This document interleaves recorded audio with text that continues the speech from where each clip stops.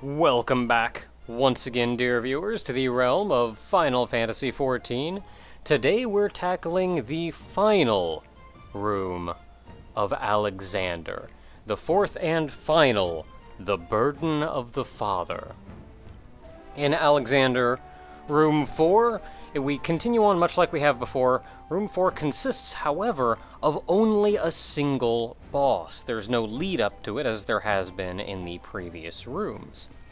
And for beating this boss, you're actually given access to the shaft, crank, and spring. The shaft can be turned in, or 4 shafts can be turned in for the chest piece, 2 cranks can be turned in for the hands, and 4 springs can be turned in for the legs. All of that being item level 190 gear. So without further ado, let's begin the Burden of the Father.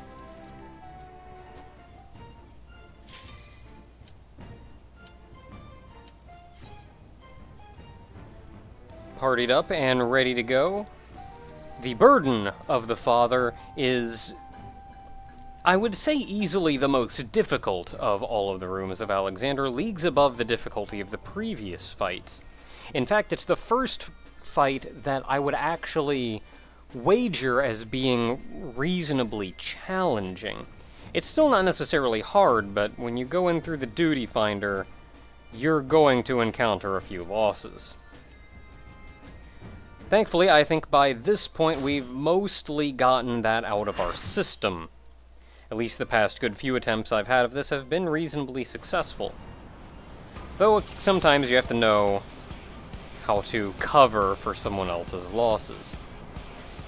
Now the fight is divided up into 3 phases. The first phase you're going to be fighting one of the 2 forelegs. And after that phase, the remaining foreleg will heal to full, so don't bother splitting damage. The second phase will be fighting the second foreleg, and the final phase will be fighting the heart itself of the machine. The first phase against one of the 2 forelegs, it honestly doesn't matter which one you pick. We'll be introducing a couple of interesting mechanics that you're going to deal with, many of which will be discarded come the second phase, but then will come back in a grand finale of the third phase. The A, B, and C markers are primarily reserved for the second phase, where adds will be spawned and the DPS needs to go out and cover them.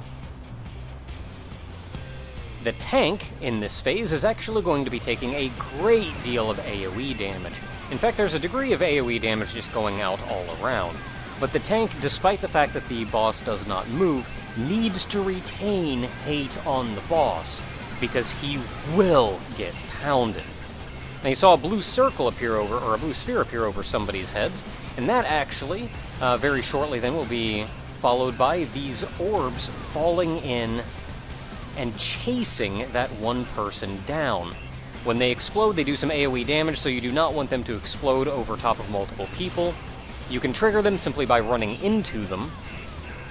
And seeing as all 6 of the orbs that spawn will chase down the target, it's generally not a good idea to let all of them hit that one person.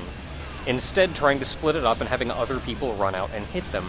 This is primarily the tank and off-tank's job to go out and do, however, they don't always. So just keep your eye open, and if you see an orb that doesn't look like it's going to get hit, get it.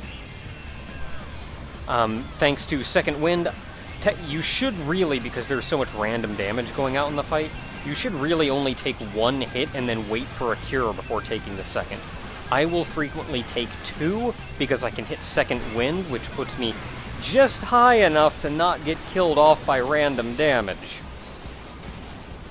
Once the first foreleg is defeated, if there's any rogue orbs floating around, you'll want to clear them out. Otherwise, focus on the central core itself, the manipulator. You get just a brief amount of time to wail on it, not much, maybe 5% of its total HP, before it does a massive AoE, hurting everyone, so be ready to bunch up and heal up And that takes us into Phase 2. Phase 2 introduces 2 new mechanics on top of the tank still getting absolutely trashed. The first of which is you'll see tiny little bits spawn along the edge of the arena with tethers to one specific person. There will be 3 tethers in. When the timer runs out, all 3 of them will do an AoE hit on the person that they're tethered to. It will probably kill the person tethered, but you can break the tethers and have 3 different people eat the 3 AoEs. Point of advice, if you do get hit by all 3 of those tethers, do not move. Other people are trying to get the tethers off of you. Also very shortly in, these 3 Jagdolls will spawn at A, B, and C. These guys can be a little bit troublesome. You have 4 DPS and 3 spots. A melee will generally take A and C, as you have here, whereas one of the ranged DPS will take B. However, one of the DPS will frequently be grabbed and hauled off into quarantine. Now, being hauled off into quarantine has its own slew of issues, but it will frequently mean one of the 3 areas is not covered, should that DPS be carried away. Which means that the one DPS that was not assigned a letter needs to pay attention to which DPS gets hauled off, and cover for them claiming that doll. This also frequently does not happen, so in general, just stay on your toes, kill the Jagdoll you're assigned, that's your first priority, and when you're done, turn around, see if there are any dolls left, and kill them.